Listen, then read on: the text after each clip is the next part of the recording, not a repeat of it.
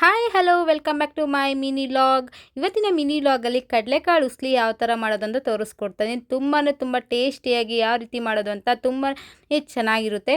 ನೈವೇದ್ಯಕ್ಕೆ, ಸ್ನ್ಯಾಕ್ಸ್ಗೆ, ಊಟಕ್ಕೆ ನಂಚ್ಕೊಳೋದಕ್ಕೆ ತುಂಬಾ ಎಲ್ಲದಕ್ಕೂ ಬೆಸ್ಟ್ ಕಾಂಬಿನೇಷನ್ ಅಂತಲೇ ಹೇಳ್ಬೋದು. ನಾನು ಮಾಡ್ತಾ ಇರೋ ಕ್ವಾಂಟಿಟಿ ಬಂದು 1 kgಗೆ ತೋರಿಸ್ಕೊಡ್ತಾ ಇದ್ದೀನಿ ಯಾವ ರೀತಿ ಮಾಡೋದು ಅಂತ ಹೇಳಿಬಿಟ್ಟು.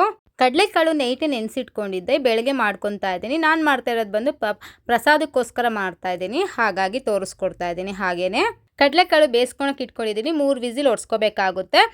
ಮಸಾಲೆಗೆ ಏನೇನು ಬೇಕು ಅಂತ ನೋಡೋಣ ಈಗ. 1 ತೆಂಗಿನಕಾಯಲ್ಲಿ 3/4 ಭಾಗ ತೆಂಗಿನಕಾಯಿ ಹಾಕ್ಕೊಂಡಿದ್ದೀನಿ. 2 ಕಡ್ಡಿ ಕರ್ಬೇವಿನ ಸೊಪ್ಪು, ಕೊತ್ತಂಬರಿ ಸೊಪ್ಪು, ಹಸಿ ಶುಂಠಿ, ಹಸಿಮೆಣ್ಸಿನ್ಕಾಯಿ, ಪ್ಲೇಟಾಗಿರೋ ಮರ್ತೋಗ್ಬಿಟ್ಟಿದೆ ಹಸಿಮೆಣ್ಸಿನ್ಕಾಯಿ. ಒಂದು 10 ರಿಂದ 12 ಹಸಿಮೆಣ್ಸಿನ್ಕಾಯಿ ಹಾಕ್ಕೊತಾ ಇದ್ದೀನಿ. ತೆಂಗಿನಕಾಯಿ ಕೂಡ ಇನ್ನೂ ಜಾಸ್ತಿ ಬೇಕಿರೋ ಹಾಕ್ಕೋಬೋದು. ನಾನು ಇಲ್ಲಿ ಮಾಡ್ತಾ ಇರೋ ಕ್ವಾಂಟಿಟಿ ಬಂದು 1 kgಗೆ ತೋರಿಸ್ಕೊಡ್ತಾ ಇರೋದು. ತುಂಬ ಟೇಸ್ಟ್ ಚೆನ್ನಾಗಿರುತ್ತೆ ನೋಡಿ. ಕಡಲೆಕಾಳು ಕೂಡ ಬೆಂದಿದೆ. ಇವಾಗ 3 ವಿಸಿಲ್ ಆಗಿದೆ. ಇವಾಗ ಒಗ್ಗರಣೆ ಹಾಕ್ಕೊಳ್ಳೋಣ. ಈಗ ಒಂದು ಒಗ್ಗರಣೆಗೆ ಒಂದು 4 ಸ್ಪೂನ್ ಎಣ್ಣೆ ಹಾಕ್ಕೊತಾ ಇದ್ದೀನಿ.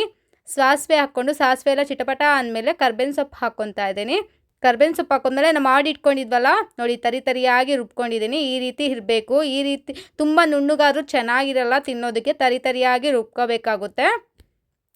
ತುಂಬ ಫೈನ್ ಪೇಸ್ಟ್ ಎಲ್ಲ ಮಾಡಬಾರ್ದು, ಚೆನ್ನಾಗಿರೋದಿಲ್ಲ ತಿನ್ನೋದಕ್ಕೆ. ನೀರು ಕೂಡ ಹಾಕಬಾರ್ದು, ಡ್ರೈ ಹಾಗೆ ಗ್ರೈಂಡ್ ಮಾಡ್ಕೋಬೇಕು.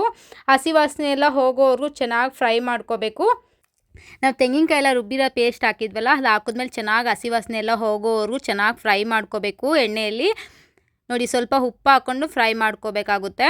ಚೆನ್ನಾಗಿ ಉಪ್ಪು ಎಲ್ಲ ಇಳಿದ್ರೆ ಇದನ್ನು ಚೆನ್ನಾಗಿ ಬರುತ್ತೆ ನೋಡಿ. ಇವಾಗ ಹಸಿ ವಾಸನೆ ಎಲ್ಲ ಹೋಗಿದೆ. ಸ್ವಲ್ಪ ಅರಿಶಿನ ಪುಡಿ, 1 ಚಿಟಿಕೆ ಆಗೋಷ್ಟು ಅರಿಶಿನ ಪುಡಿ ಹಾಕ್ಕೊತಾ ಇದ್ದೀನಿ. ಕ್ಲೀನಾಗಿ ನಾವು ಫ್ರೈ ಮಾಡ್ಕೊಂಡಿದ್ದೀವಿ ಅಂದರೆ ತುಂಬ ಚೆನ್ನಾಗಿರುತ್ತೆ. ನೆಕ್ಸ್ಟ್ ದಿನವೂ ತಿನ್ಕೋಬೋದು, ಬೇಗ ಕೆಡೋದು ಇಲ್ಲ. ನಾವು ಫ್ರೈ ಮಾಡೋದ ಮೇಲೆ ಡಿಪೆಂಡ್ ಆಗಿರುತ್ತೆ, ಇಲ್ಲಾಂದರೆ ಬೇಗ ಅಳಿಸೋಗ್ಬಿಡುತ್ತೆ, ಚೆನ್ನಾಗಿರಲ್ಲ ಟೇಸ್ಟು. ನೋಡಿ, ಇವಾಗ ಕಂಪ್ಲೀಟಾಗಿ ಹಸಿ ವಾಸನೆ ಎಲ್ಲ ಹೋಗಿದೆ. ಕಡಲೆಕಾಳು ಹಾಕ್ಕೊಂಡು ಚೆನ್ನಾಗಿ ಮಿಕ್ಸ್ ಮಾಡ್ಕೊತಾ ಇದ್ದೀನಿ. ನೋಡ್ಬೋದು ಎಷ್ಟು ಚೆನ್ನಾಗಿ ಹೊಂದ್ಕೊತಾ ಇದೆ ಕಡಲೆಕಾಳಿಗೆ. ಮಸಾಲೆ ಕೂಡ ಎಷ್ಟು ಕಮ್ಮಿನೂ ಆಗಿಲ್ಲ, ಜಾಸ್ತಿನೂ ಆಗಿಲ್ಲ, ಕರೆಕ್ಟಾಗಿದೆ ಮಾಡಿರೋ ಕ್ವಾಂಟಿಟಿಯಲ್ಲಿ. ಟೇಸ್ಟ್ ಕೂಡ ತುಂಬಾ ಚೆನ್ನಾಗಿತ್ತು. ನೋಡಿದ್ರಲ್ಲ ಫ್ರೆಂಡ್ಸ್, ಎಷ್ಟು ಈಸಿ ಕಡಲೆಕಾಳು ಉಸ್ಲಿ ಮಾಡೋದು ಅಂತ. ನೀವು ಕೂಡ ಮನೆಯಲ್ಲಿ ಮಾಡ್ಕೊಂಡು ತಿನ್ನಿ. ಯಾವ ರೀತಿ ಬಂತು ಅಂತ ಕಮೆಂಟ್ ಬಾಕ್ಸಲ್ಲಿ ತಿಳಿಸೋದನ್ನು ಮರಿಬೇಡಿ. ನನ್ನ ರೆಸಿಪೀಸ್ ಇಷ್ಟ ಆಗ್ತದೆ ಪ್ಲೀಸ್ ನನ್ನ ಚಾನಲ್ನ ಸಬ್ಸ್ಕ್ರೈಬ್ ಮಾಡಿ ಅಂತ ಹೇಳ್ತಾ ಬಾಯ್.